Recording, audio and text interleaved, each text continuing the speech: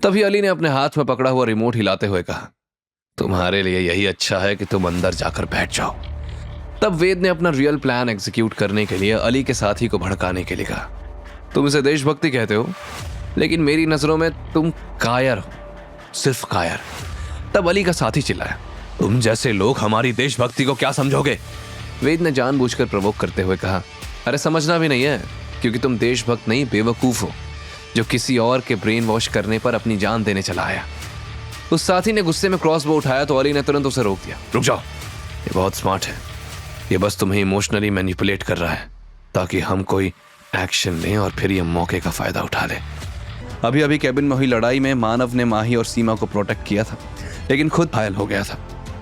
माही रोते हुए मानव को उठाने लगी, मानव प्लीज होश में आओ, प्लीज उठ जाओ, तुमने मुझे बचाने के लिए अपनी जान खतरे में क्यों डाली, अब मैं क्या करूं?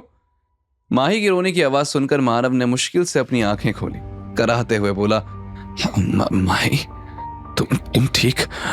माही ने तुरंत उसका हाथ पकड़ा और रोते हुए कहा, थैंक गॉड तुम्हें होश आ गया, मैं ठीक हूं, तुमने मुझे बचा लिया। लेकिन यह सुनकर मानव ने राहत की सांस ली, आंखें बंद की और कमजोर आवाज में कहा, मुझे बहुत पेन हो रहा है, आई एम टायर्ड, बस सोना चाहता हूं। सीमा घबरा गई और तुरंत माही से कहा, उसे सोने मत दो। माही रोते हुए बोली, मानव तुम बिल्कुल सो नहीं सकते, मैं तुमसे बात करना चाहती हूँ, प्लीज सोना मत। मानव की हालत देखकर सीमा परेशान हो गई और सबसे चिल्ला कर कहा, क्या कोई डॉक्टर है? यहाँ कोई घायल है? एक फ्लाइट अटेंडेंट आई और सीमा ने उसका हाथ पकड़ते हुए कहा, कोई मेडिकल किट है? फ्लाइट अटेंडेंट घबरा कर बोली, हमने पहले ही काफी लोगों को फर्स्ट एड ट्रीटमेंट दिया है और अब फर्स्ट एड किट खत्म हो गई है, I am sorry. Babita मॉकिंग tone में बोली, तुम तो बेवकूफ हो, हम सब पैसे दे देते और वो रॉबर्स हमें छोड़ देते, लेकिन उसे तो हीरोगिरी दिखानी थी। बबीता के बगल के बूढ़े आदमी ने सख्त आवाज में कहा, तुम एक औरत होकर इतनी इनसेंसिटिव कैसे हो सकती हो? उस लड़के ने जो किया बिल्कुल सही था, क्या गारंटी थी कि वो हम सबको छोड़ देते? बबीता गुस्से से बोली, तू तो चुप रहे, तेरा एक पैर तो कब्र में है, तू क्यों बहस कर रहा है? वो तेरा बेटा लगता है क्या? मेरा नाम बबीता राणा है, मैं राणा इंडस्ट्रीज की मालकिन हूं, समझे? मुझसे जरा तमीज से बात करना। इधर सीमा ने देखा कि मानव जीने की इच्छा छोड़ रहा है, तो उसने तुरंत उसके कान में कहा, वो इटर्नल नेकलेस। ये वर्ड सुनकर मानव की आंखें अचानक चौड़ी हो गई। उसने आंखें खोलकर कहा, माही रोते हुए बोली, हाँ मानव, मैं यही हूं। पॉकेट, मेरी पॉकेट। माही ने उसे स्ट्रेंजली देखा, फिर अपना हाथ उसकी पॉकेट में डाला तो उसमें एक ज्वेलरी बॉक्स निकला और कंफ्यूजन से पूछा, ये मेरे लिए है? मानव ने दर्द से कराहते हुए हाँ में सिर हिलाया तो माही ने तुरंत बॉक्स खोला और अंदर से प्लैटिनम नेकलेस निकला।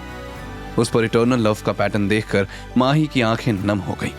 तभी सीमा को याद आया कि उसके पास मेडिसिनल वाइन है जो मानव को थोड़ा ठीक कर सकती है। उसने अपने बैग से एक मेडिसिनल वाइन निकाली और मानव को 2 घूंट पिला दी। आई होप इससे थोड़ा काम बन जाए, एटलीस्ट पेन कम हो जाए। तभी कॉकपिट का डोर खुला और पूरे कैबिन में सन्नाटा पसर गया। सबकी आंखें दरवाजे पर टिक गईं। वेद बाहर आया तो सबको लगा कि वेद ने रॉबर्स को मार दिया। सब वेद के लिए चीयर करने लगे, लेकिन तभी सब चुप हो गए क्योंकि वेद के पीछे प्लास्टिक क्रॉसबोस पकड़े 2 रॉबर्स खड़े थे। अब तो सबकी उम्मीद टूट गई। वेद ने मानव की तरफ देखा जो घायल था, फिर सीमा के हाथ में मेडिसिनल वाइन देखकर उसने राहत की सांस ली और मन ही मन बोला, लेकिन पहले इन दोनों रॉबर्स को फंसाना जरूरी है। वहीं सीमा वेद को देखकर धीमी आवाज में बुदबुदाई, वेद सर इन्हें हैंडल नहीं कर पाए और अब वो ही इनके हॉस्टेज बन गए हैं, अब क्या करेंगे? तभी बबीता गुस्से में बोली, मैंने तो पहले ही कहा था, पैसे दे देते तो सब बच जाते। उसने देखा कि रॉबर्स ने वेद पर एम नहीं किया था, बल्कि वो लोग साथ में आराम से चलते हुए आ रहे थे। तो उसने गुस्से से चिल्लाते हुए कहा, ये क्या हो रहा है? तुम भी उनके साथ मिल गए? अभी तुम बड़ा शो ऑफ कर रहे थे, अब क्या हुआ? वेद ने तिरछे नजर से बबीता की तरफ देखकर डांटते हुए कहा, तुम एक को हैंडल करके बताओ, तुम्हें सिचुएशन की गंभीरता समझ नहीं आ रही है? तभी सीमा खड़ी हुई तो वेद ने तुरंत उससे रुकने का इशारा किया और बोला, कोई भी अपनी जगह से हिलना मत। तभी वेद उस बूढ़े आदमी के पास आया और उससे बोला, मिस्टर सोडी, ये दोनों रॉबर्स आपसे कुछ बात करना चाहते हैं। अपना नाम सुनकर लखबीर के चेहरे के एक्सप्रेशंस बदल गए, लेकिन वेद की आंखों का इशारा पाकर वो शांत हो गया और दोनों रॉबर्स को देखते हुए कहा, तो तुम लोगों ने इतना सब कुछ सिर्फ मेरे जैसे बूढ़े से बात करने के लिए किया है? बताओ क्या बात करना चाहते हो? ये सब देखकर बबीता से और बर्दाश्त नहीं हुआ।